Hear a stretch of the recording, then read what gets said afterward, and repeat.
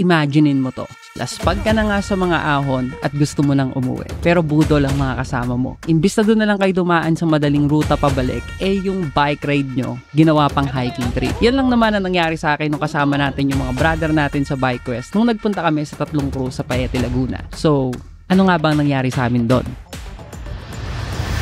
After pala namin magpahinga at mag-enjoy sa napakagandang tanawin sa 3 cruise, mga 2:00 ng hapon, nag-decide na kami na umuwi. At imbis na balikan namin yung mga dinaanan namin kanina, nag-suggest si Brother Joey na doon na lang daw kami dumaan sa gilid para makababa. Ang sabi niya, madali lang daw at maikli ang mga trail na dadaanan. Kahit ilang beses ko nang narinig ang mga katagang to, hindi pa din talaga ako natututo. Lagi pa din tayong nabubudol sa mga salitang maikli at madali lang yung dadaanan. Since naniwala naman tayo, inumpisahan na natin ang ating pagbabike.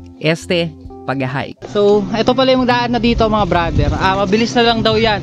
Dapat dyan na lang tayo umahon. Ayan o. So, syempre, bubuhatin natin yung bike natin. Kasi medyo mataas to. Etong part lang naman to. Hindi, yung tawag doon, yung kailangan buhatin. Kasi pagdating dito, hindi mataas kasi yung baitang, yun yung sinasabi. Pagdating dito, pwede yung ganito na lang to bardagulan ng bike. Meron pa? Akala ko talaga magiging swabe lang yung ruta namin pababa since yung unang bahagi ay madali lang yung mga hagdan na dinadaanan namin. Pero habang pababa kami, may mga bata kaming nakasalubong at sinabihan kami ng good luck. Hey GoPro, hi! Good luck po sa inyo!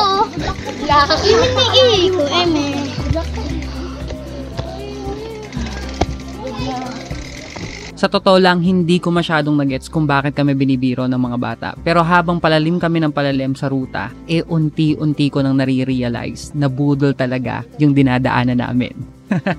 At eto na yung mga susunod na pangyayari. Nabudol na naman tayo.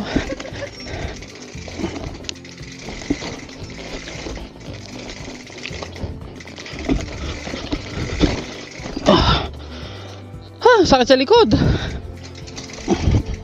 Delikado to pag nag-uulan. May mga lumot na rin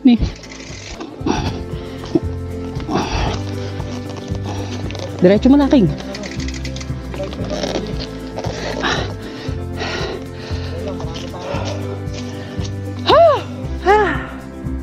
Saan naman kaya tayo napapadpad?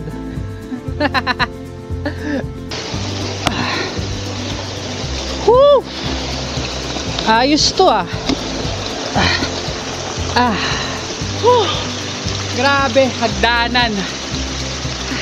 Matindi pero solid nature mga brother.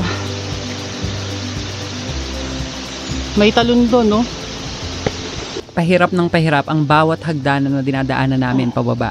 Ito talaga yung mga oras na mapapaisip ka na lang talaga kung tama pa ba yung mga desisyon mo sa pagbibisikleta. Isang maling desisyon na naman talaga mga brother ang nagawa ko sa buhay. Diyos ko, ang hirap pala nito.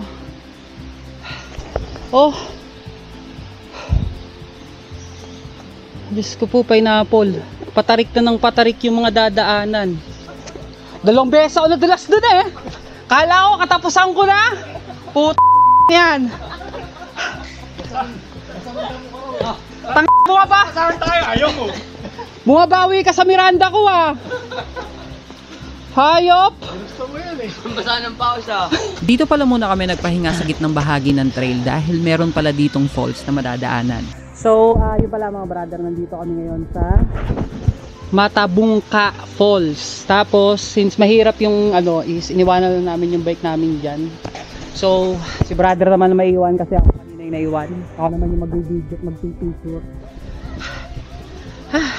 Dadalhin ko sana yung bike ko kaso pahihirapan ko lang sarili ko. Good choice. Good choice. Mahirap pala. Ayun yung falls. Solid na side trip to mga brother if dito kayo mambubudol. Pwedeng maligo at walang entrance fee ang pagpasok sa falls ng Matabungka.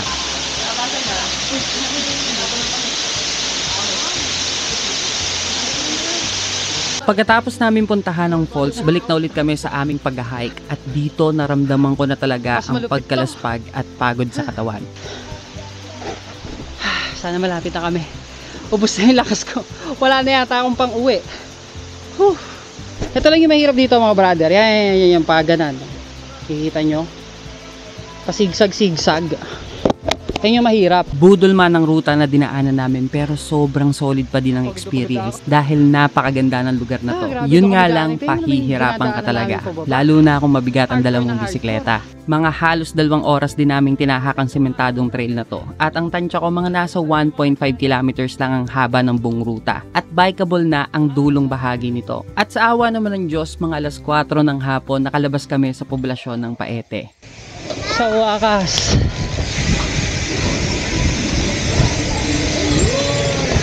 So ito pa yung labas natin sa Ilaya Norte. Ilaya del Norte.